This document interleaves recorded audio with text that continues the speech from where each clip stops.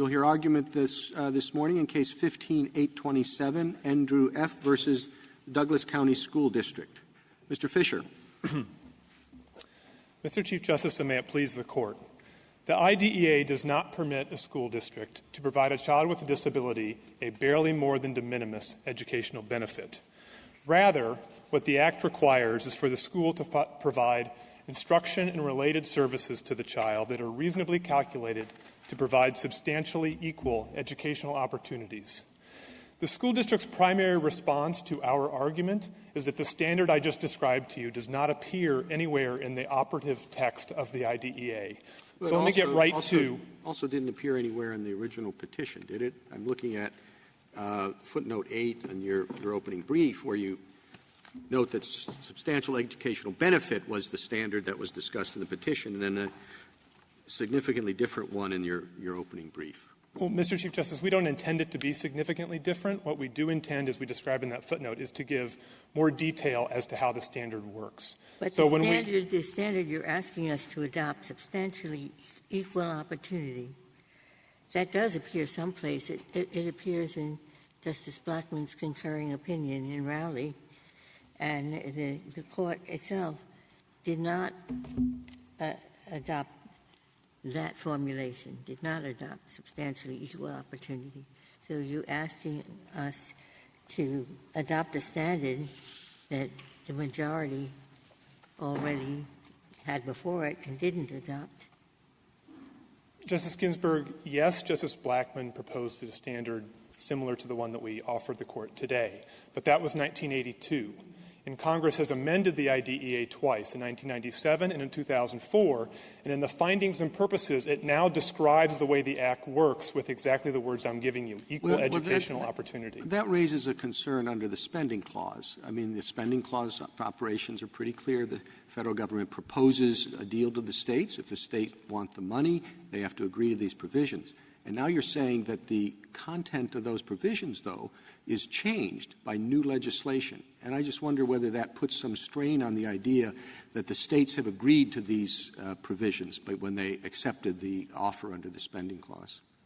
No, I don't think it does. I think it's critical to get to the text for exactly the reason you say, Mr. Chief Justice. We know from Rowley that there's a substantive guarantee in the IDEA. And we know from Rowley, even in 1982, the way the Act was put together, that substantive guarantee must track the way that the IEP provisions, the individual educational program provisions, work. That's at page 203 and 204 of Rowley. So to get to the text and exactly what the state agrees to, you start with the FAPE definition, the definition for free appropriate public education. We all agree on that. Sub D of that definition says that the school has to provide an education, quote, in conformity with the IEP plan. Then, to understand what that means, again, this is straight out of Rowley and straight out of the text, you turn to what the IEP provisions provide. And those are laid out at pages 52A and 53A of the government's appendix. And in a nutshell, what they say over and over again is that standards, generally speaking, for children with disabilities should be aimed at the general educational curriculum.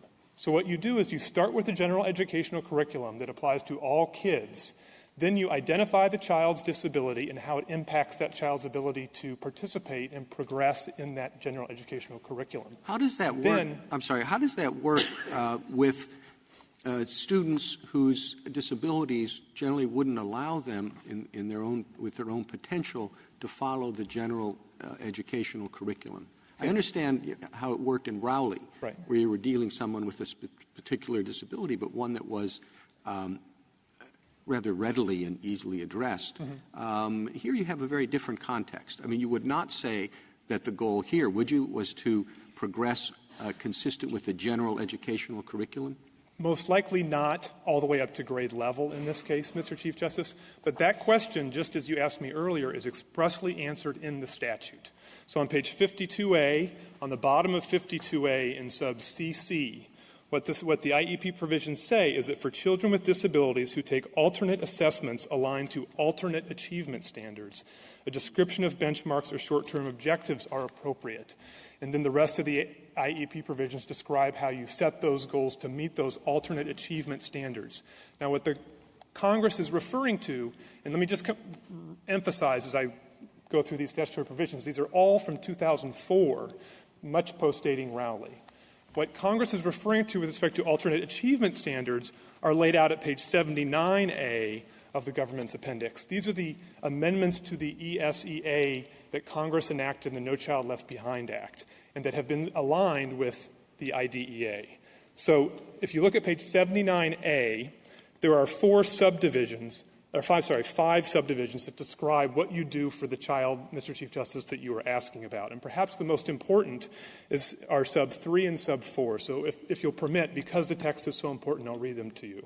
Sub 3 says that the standards in this situation must, quote, reflect professional judgment as to the highest possible standards achievable by such students.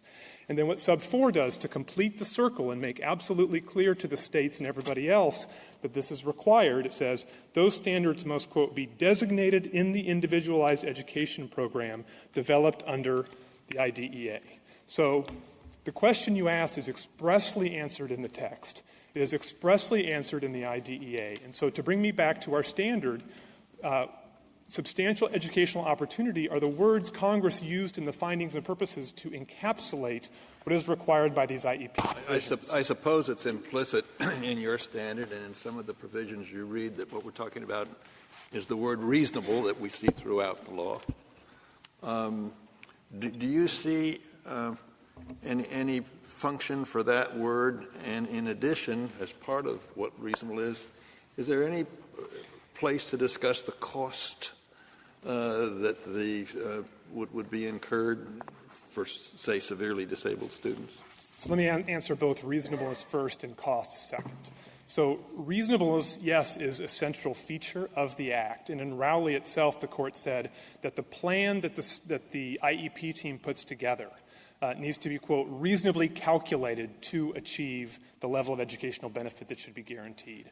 So if you go into court, or if actually here you don't start in court, you start with a hearing officer, and if there's going to be a dispute, what a parent has to show is that the plan the school adopted was one that no reasonable educator would have adopted. And so reasonableness is an important part of the way a court would look at it, a hearing officer, and indeed the IEP teams. Now, with specific reference to cost, let me say three things about cost, Justice Kennedy. First of all, the vast majority of IEPs and programs put together into the statute don't cost much at all. They involve things like providing Braille textbooks, providing an iPad, providing some specialized instruction by a staff member who's already on staff. There are going to be some extreme cases, and the Court saw one several years ago in the Endrew F case, which involved a situation where a child with a ventilator needed full-time nursing services, and the Court quite clearly said that even there, where the school district was saying that was going to cost $30,000 to $40,000, the Act does not permit cost to trump what the Act otherwise requires. And the reason why, Justice Kennedy, is because Congress expressly thought about this. All the way back to the 1975 Act, what Congress said is yes, it costs money, and that's why it's spending clause legislation, and that's why we're giving money to the states, but it is cheaper to provide services to somebody while they're being educated than it is to pay out of the public fisc for the rest of that person's life to make up for the deficit that a bad education would have provided. Mr. Fisher, the tab here is it $70,000 tuition? Well, Justice Ginsburg, at the time this case was litigated, it was more like $40,000 in the private school. Currently, it is closer to the number you described. But the tab to put the child in private school, remember, the school district had an opportunity to come forward with a proper IEP plan to provide Drew with a FAPE. And in your position, in your view, what should have been done for this student? The first and most important thing that should have been done is what's known as a behavioral assessment should have taken place to figure out why Drew's behaviors were so dramatically interfering with his education. That's something that every reasonable educator would have done. All the peer-reviewed research say it's vital. It's the very first thing that the private school did in this situation. And if you look at the plans that are laid out in the supplemental joint appendix, that was never done. And what's particularly striking, Justice Kennedy, is that even after Drew was really in an emergency situation, in the spring of his fourth grade year, put into private school, the parents came back to the school district again 6 months later in November and said, now that we see he's progressing, now that they've done a behavioral analysis, what will you do? Because we actually would like to have him educated in the public schools. And it's amazing that all they did was offer, and this is at pages 182 and 183, the exact same failed behavioral plan that they had been using in the fourth grade. Weren't they going to the conference that the parents didn't attend? They had scheduled a conference, and I thought a behavioral expert was part of that conference. So there were two conferences, Justice Ginsburg. There was a first one in April of Drew's fourth grade year that the same old plan was presented with no experts. They then offered to have another conference a month later in May, and what the parents decided at that point is things had reached such a critical and emergency stage that Drew was falling so far behind they had to put him in a private school. So they did not attend that meeting. But Justice Ginsburg, what my friend on the other side leaves out of his brief is that what I just described, which is the parents did return in the fall once Drew had been stabilized and did offer to meet with the school district. The school district brought no autism expert to that meeting, and the plan that they proposed to deal with his behavior is verbatim the same plan that they had offered back in the fourth grade. And so at that point, the parents had no choice reasonably but to leave Drew in private school and to seek remedies under the Act. And there are going to be, and I think this returns me to Justice Kennedy's question about cost. We recognize, and Congress recognized, and this court recognized in Burlington, that there are going to be rare, extreme circumstances where children are going to be put into a private school or otherwise need significant resources. Why didn't the statement, but that an IEP, what it has to do is it has to, based on peer-reviewed research, when practicable, will be provided for the child to advance appropriately towards attaining the annual goals to make progress in the general education curriculum and so forth. So you've just described if the situation is that, wouldn't that have been violated?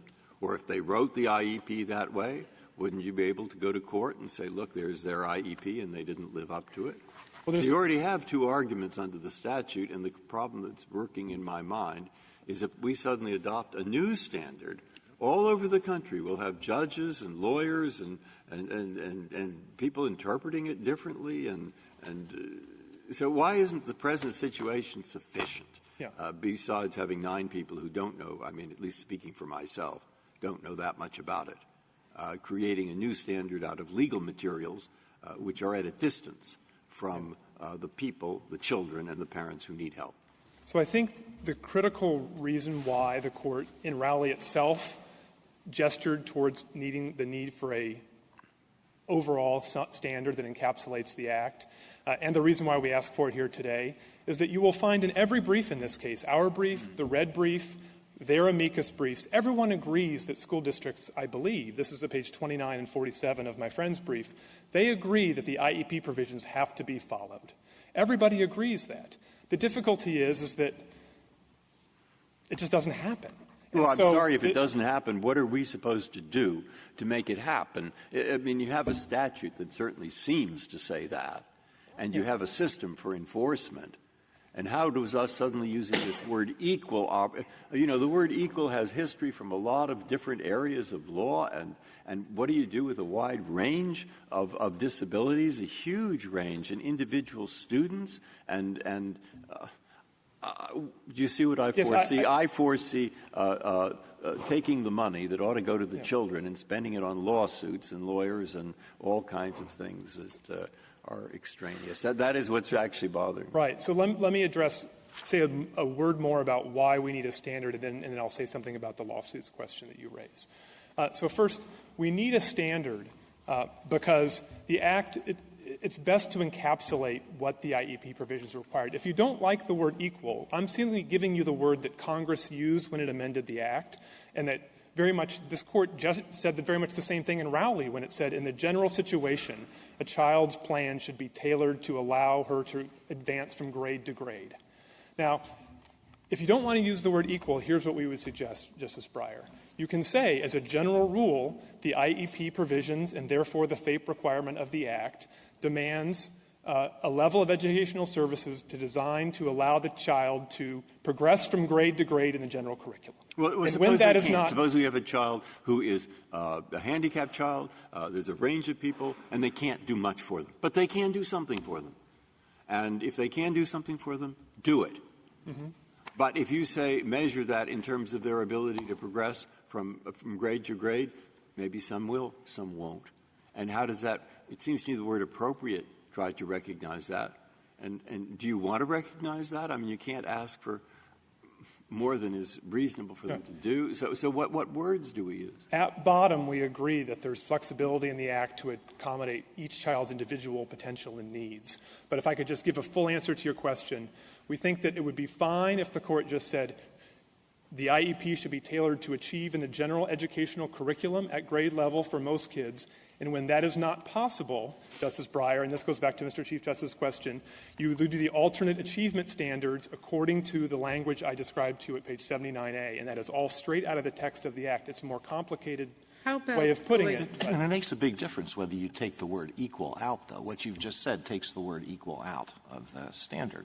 Well, in my view, Justice Alito, I'm describing what it means to provide an equal educational opportunity.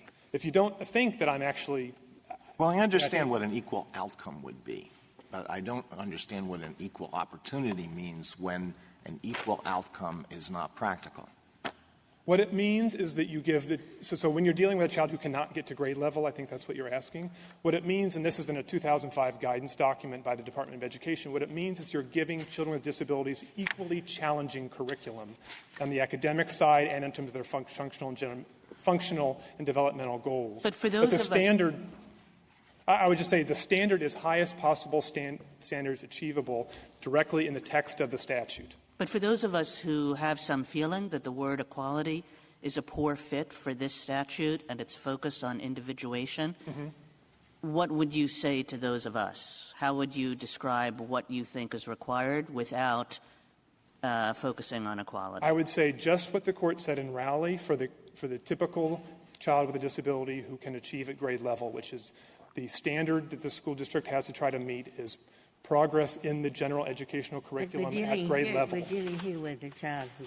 And then dealing with a child who's not going to get there, equally challenging, or Justice Kagan, I would say, alternate achievement benchmarks, to use exactly the words in the standard, that are the highest possible achievable by the student. Those are the exact words at page 79A of the statute. If I could reserve the remainder of my time, please.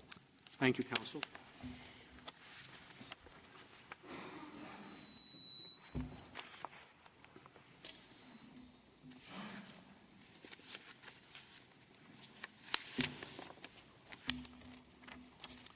Mr. Gorenstein?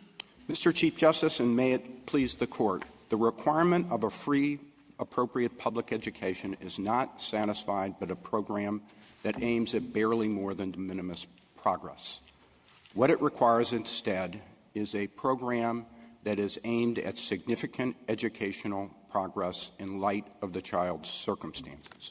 How does that differ? How does your formulation differ from the one we were just offered by Mr. Fisher?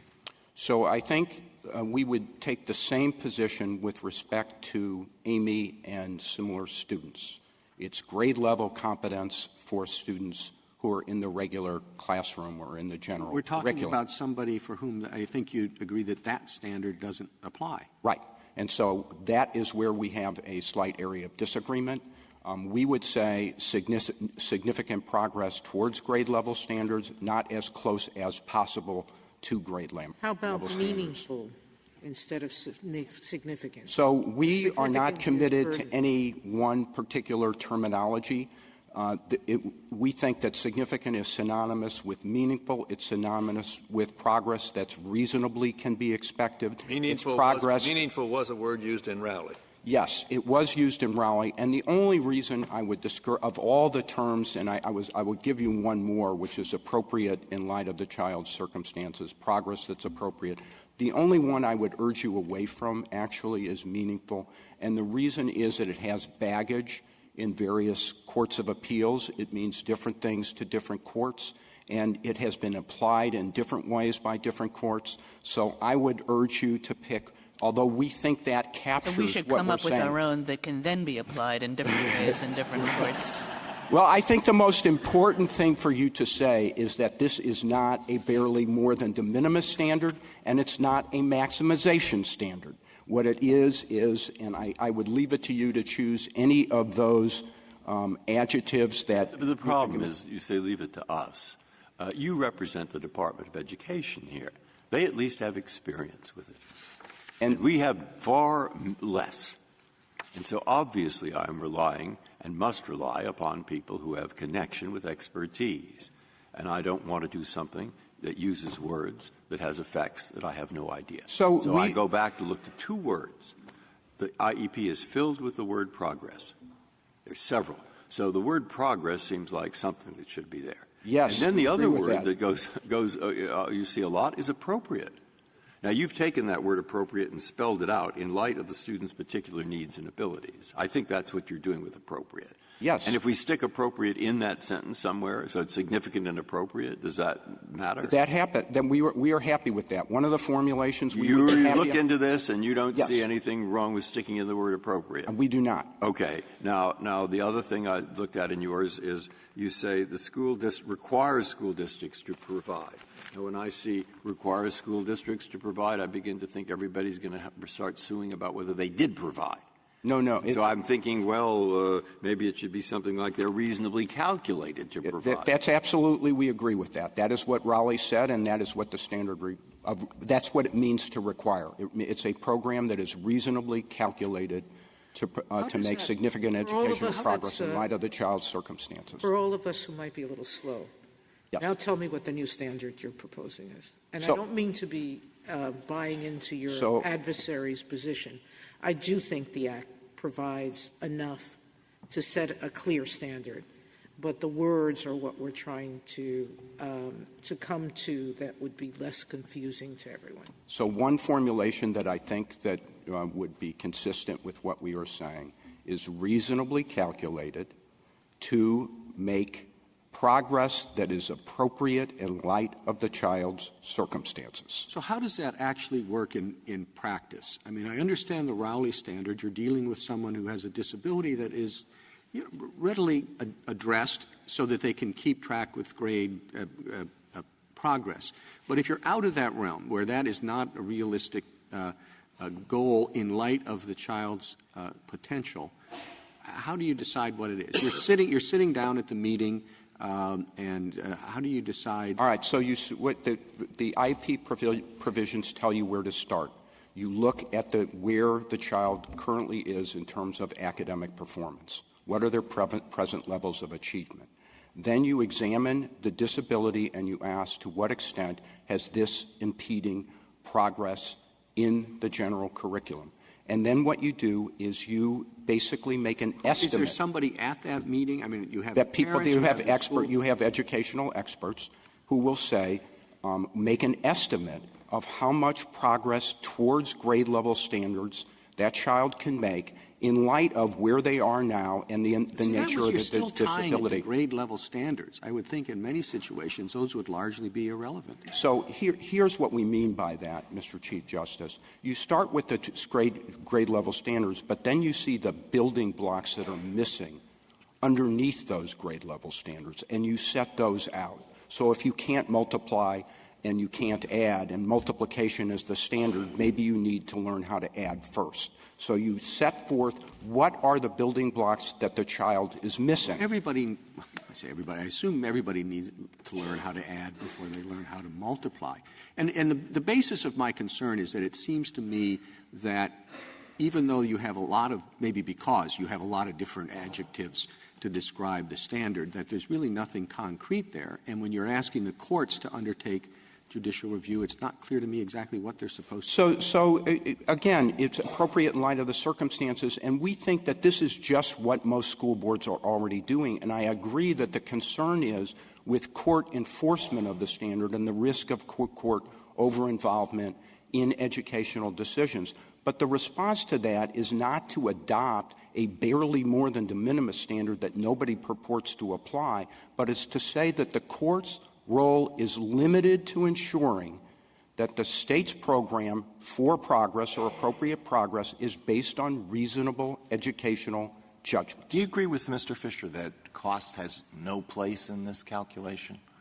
No matter how expensive it would be and no matter what the impact in, let's say, a poor school district would be on the general student population, costs can't be considered? And do you think in the real world school boards are disregarding costs entirely? So they're definitely not disregarding costs entirely, because there could be two different programs, both of which are reasonable, and they would take into account costs surely in deciding which of those reasonable programs to adopt. But more generally, I would say the answer is no in the usual case. And from Cedar Rapids, that's what the court said is you can consider cost in deciding what the standard should be in the first place. But cost can't define what the standards are. And that makes sense to me in light of the way you look at this statute. Congress obviously knew when it passed this law that there were going to be some significant expenses associated with some kids, and that's why it gave money and made it an opt-in program. So at the very least, it seems to me, Cedar Rapids and the structure of the statute tell you that in the usual case it can't be cost. But do you know what percentage of the funds that are spent by school districts for this program are paid by the federal government? I think it's I think it's like 15% or something like that. The federal government pays 15%? I think it's something like that. I could be corrected and maybe my.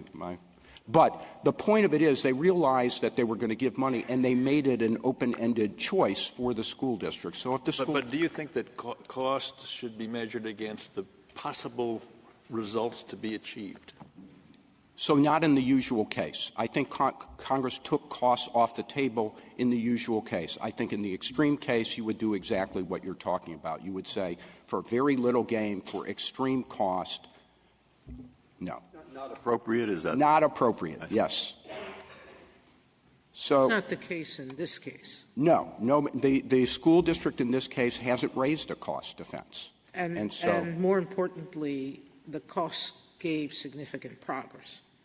The cost did give I'm sorry? The cost of the private education resulted in It did result in significant progress. Now, I'm not sure the benchmark is what is to be achieved in a private school. I think as long as the school district's plan makes significant progress or appropriate progress towards grade level in light of the child's circumstances, that's all we have to do. Even by the Tenth Circuit admission, this was barely de minimis progress.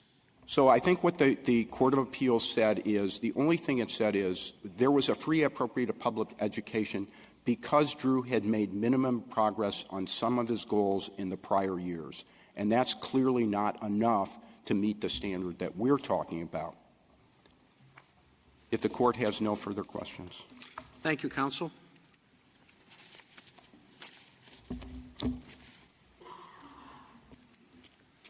Mr. Katyal. Thank you, Mr. Chief Justice, and may it please the Court. To prevail, my friends have to overcome three different things. First, they must overcome the spending clause, which requires that any standard be imposed unambiguously. Second, they must overcome Rowley, which found far from a clear statement that the statute was noticeably absent on a substantive standard for the level of education, including any standard based on equality. And third, they must overcome the fact that with each amendment to the IDEA, Congress has reaffirmed its faith in the procedural protections and systemic requirements without touching the statute's substantive standard. They have to run. What do you do with what we were told by Mr. Fisher? I think he was referring to 79A of the government's appendix.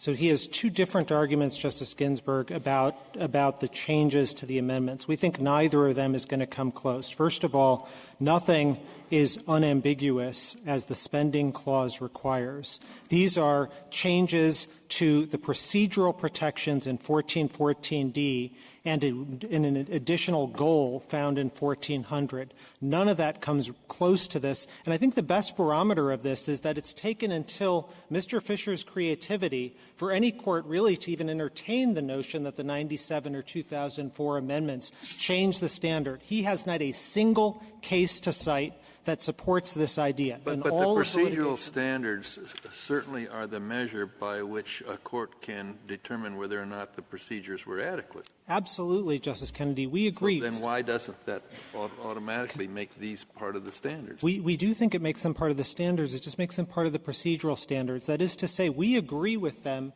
that in 1997 and 2004, Congress really changed the IDEA in a significant way. You agree that the procedures have to meet these standards? Absolutely. Absolutely. And so to the extent the procedures aren't meant, to the extent that then I don't understand your disagreement with Mr. Fisher. Oh, it's very large. That is, we think that these are a procedural checklist, and it's a detailed and exhaustive one, to be sure, Justice Kennedy. But are not the procedures subject to judicial review to see that the procedures were followed? Absolutely, Justice Kennedy. We agree with that. That's actually the way. That's what Congress had in mind. The idea that you've got to go through the checklist. You can look at the checklist here. It's very detailed and extensive. The supplemental appendix, pages 131 to 142.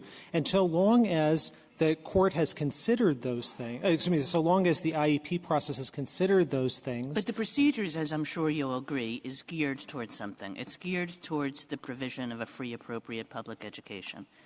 And then the Act, what it does is it sets up — this is why I guess I can't readily agree with your understanding of it's all procedures, and we just have to make sure the procedures are followed. Because what the Act does is it sets up an administrative process. And it says when you have disagreements about the provision of a FAPE, you go to this administrative process. And what does the hearing officer do? I'm going to just read you. Subject to another exception, a decision made by a hearing officer shall be made on substantive grounds based on a determination of whether the child received a free, appropriate public education. Right. So that's what the dispute is ultimately going to be about. It might be about some procedures along the way, and maybe it will be solved just by saying follow the right procedures, but often not. Often what the hearing officer is told to do, shall do, is to decide on substantive grounds whether a child has received a free, appropriate public education. Justice Kagan, we don't disagree with a lot of what you said. That is to say that we do think, and Rowley is very clear on this, that there is a substantive standard in the IDEA. It's just a some benefit standard, not — and there's 9 different standards now that we've heard just in the last half hour, which I'll walk you through in a minute, but that the petitioner and the government are saying. So it's some benefit. We do think there's substantive review. That's what that provision's about. And by the way, that provision also says there can be procedural review on a harmless error. But your substantive standard is so low, is so easy to meet, and then you justify that and you say don't worry about it because it's all in the process. But this provision, the idea of what a hearing officer is supposed to do and then what a court is supposed to do, says it's not all in the process. There's a question of whether a student is receiving a FAPE. So we disagree in 2 different respects. Number one, the experience for 34 years since Rowley, almost every circuit, both the government and petitioner agree, whether it's 8 or 10 circuits, have been applying the some benefit standard, and that it's had bite. Indeed, their own reply brief at page 19 admits and says, look, actually schools are doing fine. So to the extent that you're concerned about some really low standard in the courts, that's actually not what's materializing. And you look at case after case on this. The ASA brief at page 24 cites 3 cases using the some benefit standard just from this year. Judge Colleton's opinion in CB. There's case after case saying this is not some, totally minor standard. It is the standard that Rowley said. It says some benefit, but you're reading it as saying some benefit, and the other side's reading it as saying some benefit. And you don't. And it makes a difference. And one reason I think that it's problematic for you is because Rowley just doesn't say some benefit. It tells you what it is. And it's enough benefit to keep track with grade progress. And if that's what the standard is, that's certainly more than, slightly more than de minimis. And now, obviously, you can't take that actual substantive standard and apply it in a case such as this, but it does seem to indicate that there is a substantive standard, and it's not just some benefit.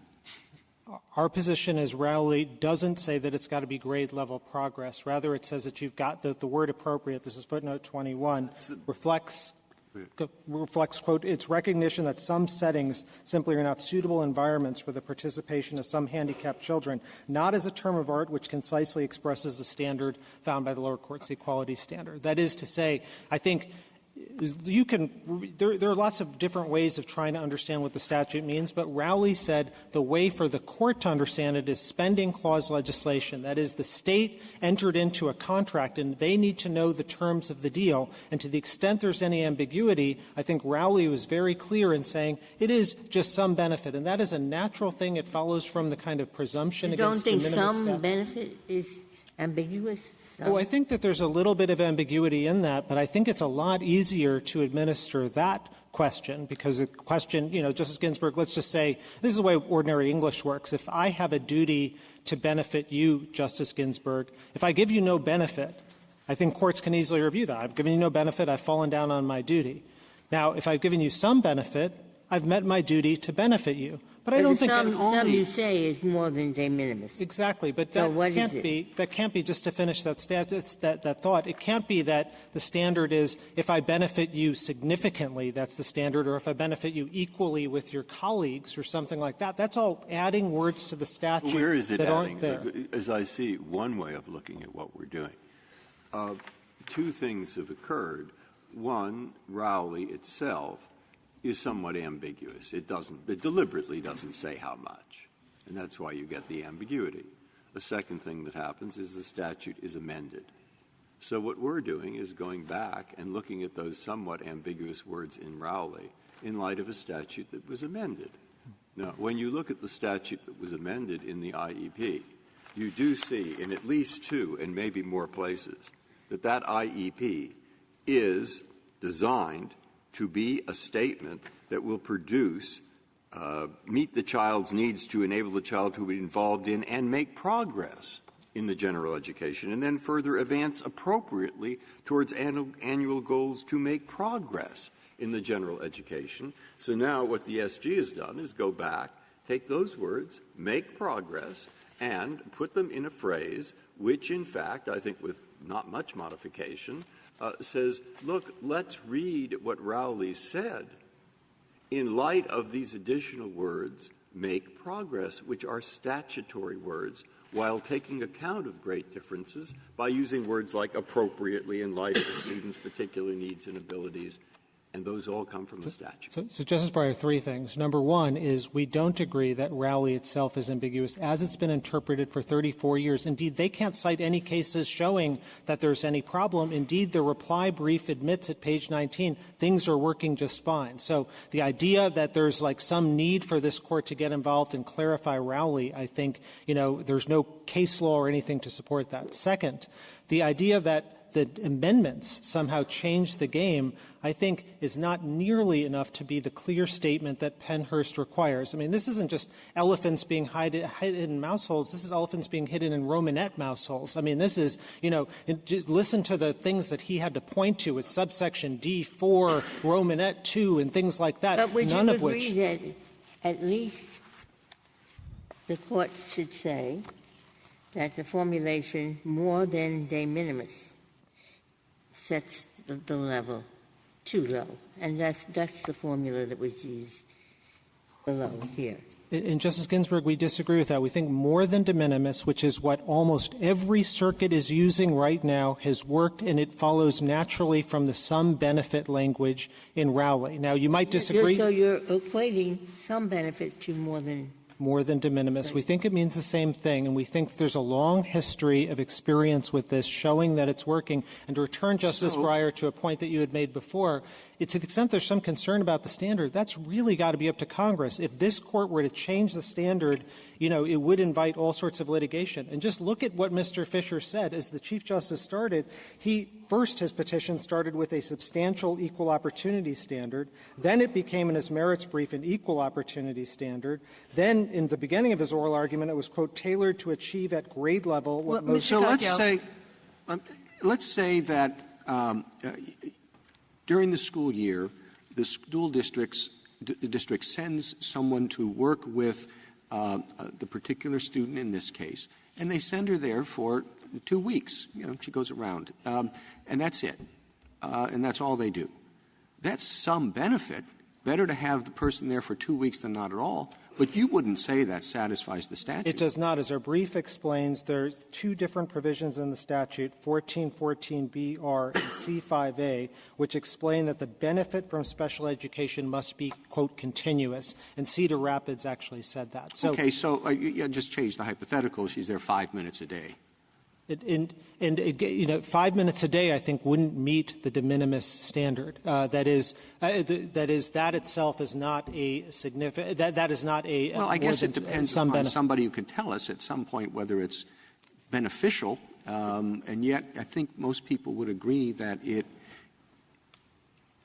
Well, I mean, are you saying that the judicial review is supposed to be whether that's de minimis or more than de minimis, and they're supposed to say, well, a half hour is good. That's not de minimis, but that's all you have to do. Mr. Chief Justice, I'm saying two different things. One is, yes, ultimately, if we got there, that it would flunk substantive de minimis review, but you wouldn't get there. Congress's whole judgment here was to put the emphasis on procedural protections in the Act, and they bolstered them in 97 and 2004.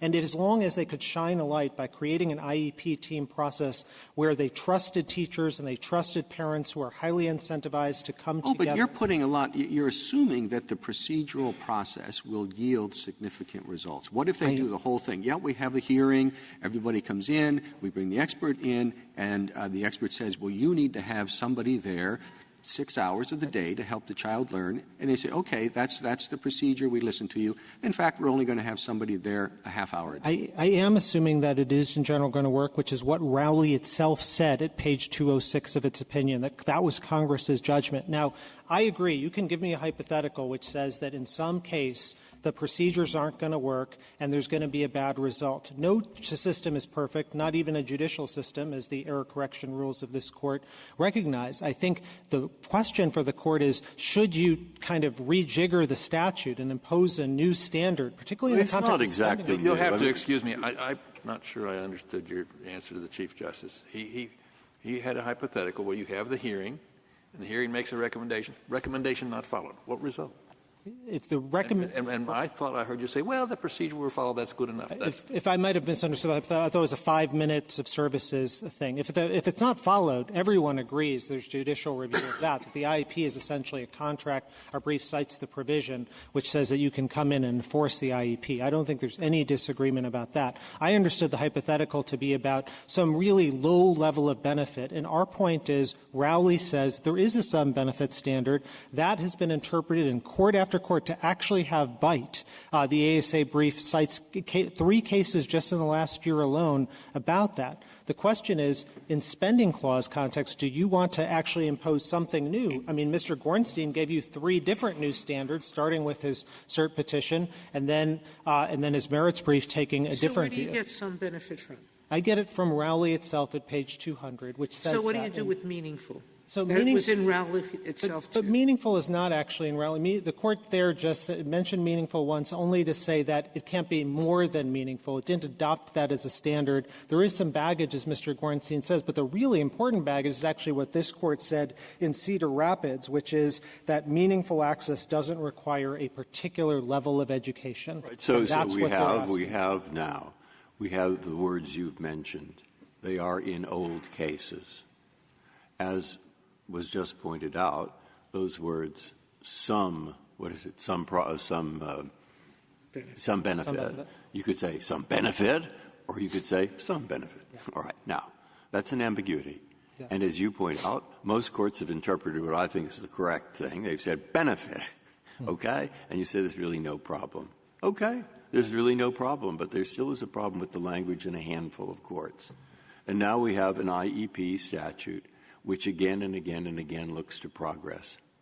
So why is it making something up out of whole cloth? Well, simply to take that word from the IEP, which is enforceable anyway, and say, look at these 2 words of ambiguity, and we think we should interpret them in light of the IEP requirements, which are pretty close to what the SG suggests. But, Justice Breyer, I don't think that there is some problem in the lower courts. They're not citing cases that show that there's some parade of horribles akin to the hypotheticals that we've heard. And Congress's judgment was that the procedural protections will do a lot at the front end to avoid that problem. There might be some situations situation at the back end, but that's where the systemic requirements of the IDEA, No Child Left Behind, are so important, because what they say is that the Department of Education can cut off funds, can redirect funds, can require annual reports, all sorts of things happening, and indeed annual reports have been required since 2004 to Congress. Congress has never changed the statute in the way they want, a substantive standard change. And again, their own reply brief at page 19 and the SG's brief admits the standard's generally working. Teachers are teaching to the top. What is frustrating about this case and about this statute is that we have a blizzard of words, and if you read them literally, it's not clear to me that they mean anything different. Now, progress, benefit, I don't see how you can have a benefit unless you're making some progress. Significant, meaningful, they're synonyms. If something is significant or meaningful, it's more than de minimis. And if it's more than de minimis, you could say it's significant. It's something that you note.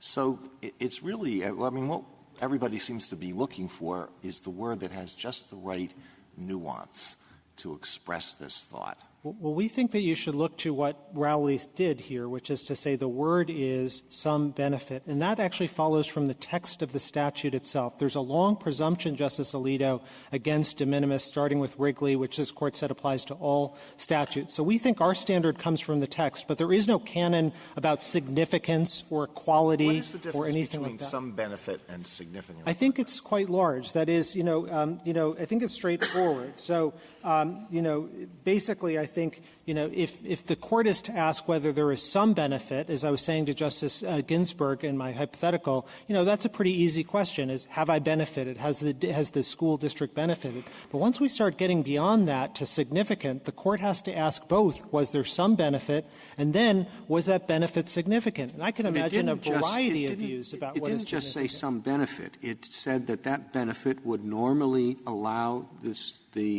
a student with a disability to keep up with his peers in a different grade. Now, as soon as they say that, you appreciate that you're dealing with more than just some benefit. I mean, that's a significant benefit. Significant, meaningful, whatever. It's more than simply de minimis. It suggests that you can't just look at something and say, aha, here, that was helpful. That was helpful. Because the whole package has got to be helpful enough to allow the student to keep up with his peers. Mr. Chief Justice, I don't think that's what Rowley said when it used grade to grade. I think that all the grade to grade was just to say procedurally they've got to consider that and make sure that, for example, a high school kid isn't put in first grade. But I don't think that's part of the test. And several times Rowley rejected this idea that there's any sort of level of education. Well, how does your position, test. Mr. Katyal, you have a passage in your brief on page 47, which says an IEP must have the goal of advancing a child in the general education curriculum and, to the extent possible, enable her to be educated in the school's regular classes. And to me, that sounds exactly like what the Chief Justice just said, that an IEP has to be reasonably calculated to do those things, and if it's not, then relief follows. So I think, again, it's just a procedural guarantee that they have to think about and consider grade-level progress. Not any sort of substantive standard. Exactly. This is not just a procedural guarantee. Yes, the IDEA has lots of procedures in it, but they're all geared towards a particular substantive result.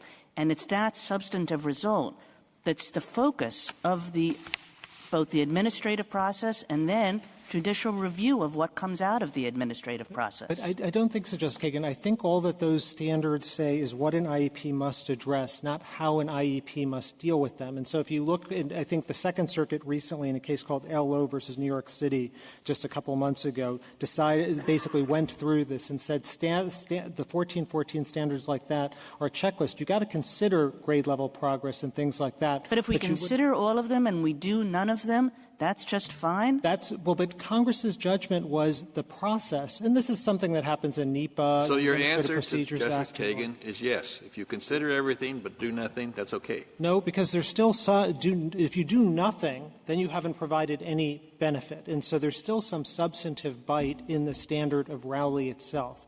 What we're saying is, in the context of spending clause legislation, you can't do more than that and require something significant. And the reason, Justice Kennedy, is once you start going into significance, as the amici briefs point out, education is one of the more contested areas in our society. Parents have been known to disagree. There's more acronyms about lawsuits about this newfangled theory or that newfangled theory, or 30 hours versus 35 hours being significant. And you'd get into a huge morass. What Rowley said, citing San Antonio versus Rodriguez, is that that kind of thing in the educational context is not where federal generalist courts should be. Now, I suppose you could say maybe that's not the right policy. Maybe, this is something that should happen. Courts should get involved in this. That's really got to be a judgment for Congress to make, and it's got to be something they say clearly in the context of spending clause legislation. Rowley expressly said the Pennhurst principle applies to this provision of the statute. This is core legislation, a core requirement of the statute, and they are imposing any number of different standards. And so I understand that there's some policy concerns among the court, even if they're not shared by my friends on the other side, because they disclaim them. But to the extent there are those policy concerns, it's really got to be something that Congress deals with. And one aspect of your position is you say, yes, there is a substantive standard, some benefit. And then you, in the course of your argument, said some, as interpreted by most courts, has bite. But then you say de minimis is enough. More than de minimis is enough. Correct. So some with bite and more than de minimis don't sound like equivalents to me. I think they are, and I think that's what the circuit after circuit has said, which is that some educational benefit, the language of page 200, means more than de minimis. And so, I think there's a whole variety of cases that have interpreted this. And Justice Ginsburg, even this court has actually had one of them. In Florence versus Carter, that came from a circuit which had a more than merely de minimis standard. The court there found that the IEP substantively didn't meet the protections of the some benefit or merely more than de minimis standard. Well, is it that? I mean, how does this actually work? I thought there is a statute. In 1414, before that, it says you have to, school district, write an IEP. Then it says what an IEP is. And one of the things it says an IEP is, it is a statement of the services, et cetera, based on peer review stuff, that will be provided for the child to advance appropriately and to make progress in the general education curriculum. Now, suppose a school district writes a statement called an IEP, but it does not show that the child is likely to advance. Can't they go to the administrative thing and then go to court and say to the judge, look, they didn't write what they were required to write? Oh, absolutely. So okay. If there's a statement, so they have to write something that will be calculated. Now, let's suppose they write it, but they don't do it. Yes. Now, doesn't there something say you have to follow the IEP? Correct. And so again they go to court? Correct. But what there is not... And again they say they didn't follow the IEP? Correct, Justice Breyer. But what there is not is something in 1414 which says that they've got to provide a significant benefit or they have to have equal benefit. But they do have to provide something that makes progress in the general education curriculum and they have to follow the checklist that is and the advance statement. Appropriately. Yes, there must be a statement. Yes. But I think everyone agrees you don't look at outcomes or anything like that. So it's just a procedural requirement.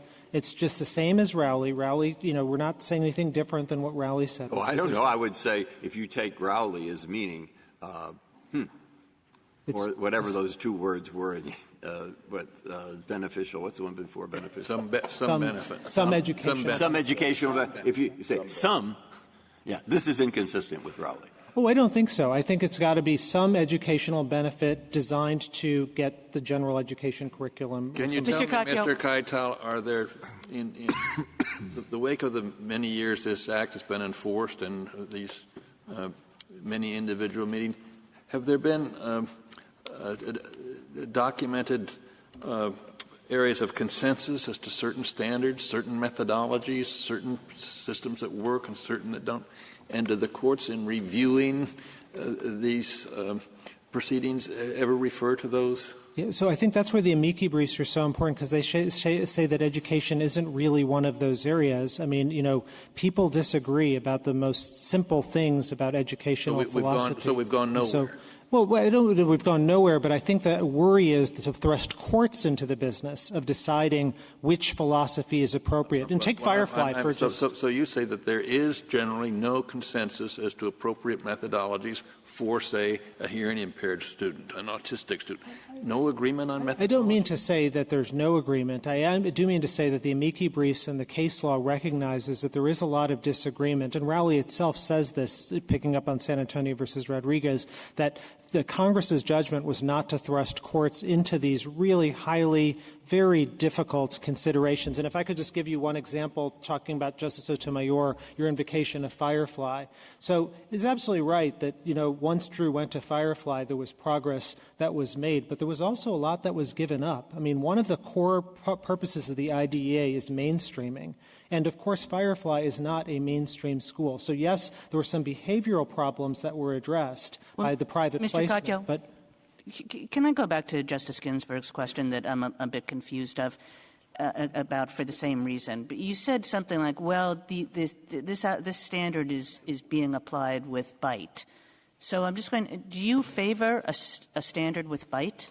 We favor the standard that Rowley said, which lower courts have done for 34 years, which does have... Do you favor a standard with bite? It does have some bite. It does. We're not saying... Would that be some bite or some bite?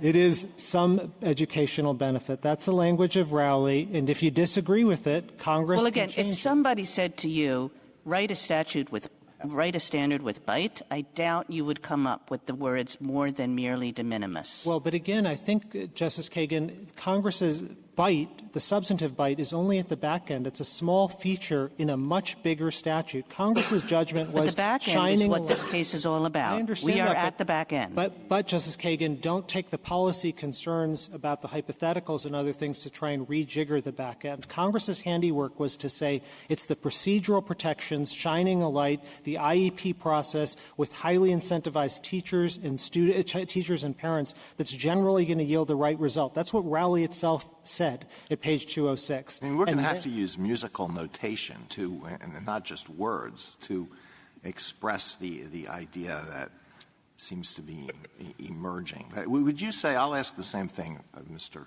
Fisher if he has a chance to address it. If we were to look at what the lower courts have been doing, we don't see very many of these cases. The lower courts see a lot of them. If we looked at what they have been doing in general, would you say that they are applying the statute appropriately and consistent with correct interpretation? I would. 10 circuits are applying the more than de minimis standard. It's working. Sometimes it has some bite. But to change it, as Justice Breyer was indicating to my friend, is with 8 million potential IEPs is to invite massive amounts of But it sounds very harsh. litigation. What's the origin of this phrase, more than de minimis? Who thought this up? Well, it goes back to Latin, and so again, it's the. I know where de minimis comes from. No. The presumption against trifles. Justice Scalia invokes it in the Wrigley case. It's an old formulation. But who decided to apply it here in this context? Well, I think the court in Rowley, then Justice Rehnquist's opinion, invoked that by talking about some benefit. And Wrigley says that is a presumption that applies to all statutes. And look, who put the term more than merely de minimis? That's the formula that you are espousing. Yes. As though de minimis is not enough, it's merely de minimis. And it's not in Rowley. So who invented it? Well, I think that it came directly from the circuits right after Rowley, but all we're saying is some benefit means the more than de minimis test. That's the way court after court has interpreted it. It's worked well. This court shouldn't rejigger that. Thank you, counsel. 2 minutes, Mr. Fisher. Sorry. 3 points, Your Honors, 2 about the statute and 1 about the practicalities. First, as to the statute, The word procedural has been used by my friend to describe the IEP provisions, but whenever pressed, even he admits that the IEP provisions are enforceable in the way Justice Breyer described, which is the plan has to meet the requirements of 1414D, and if the services on the ground don't meet the requirements of the plan, they're enforceable. That's at page 47A of his brief and throughout the other briefs. Justice Alito's question. What's the practice today? Pardon me? What's the practice today? Do most courts use the more than de minimis standard?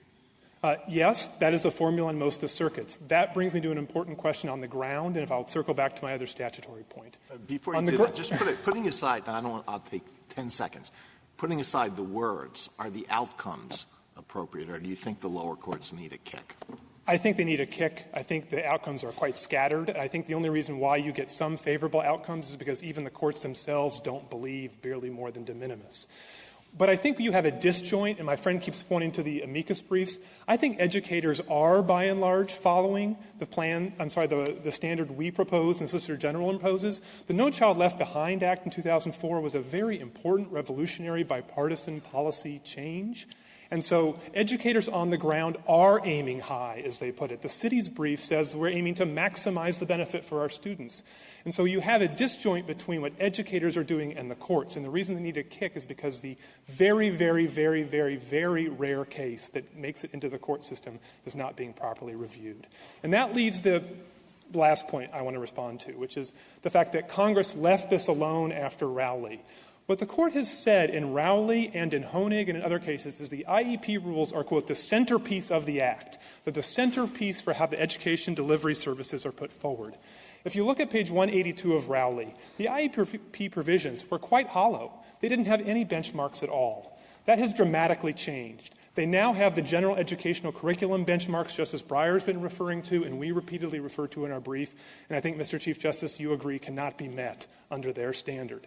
And then that leaves the last little piece of the puzzle here, which is this child who cannot get up to grade level standards. We give you an answer to that question that is directly in the text of the Act, just as my friend demands. Alternative achievement benchmarks at the bottom of 52A is what is required, and that takes you to 79A, which gives you the exact statutory formula. So if you want to use that formula combined with general educational curriculum at grade level, we think that would be a proper answer to the question presented in this case. Thank you, counsel. The case is submitted.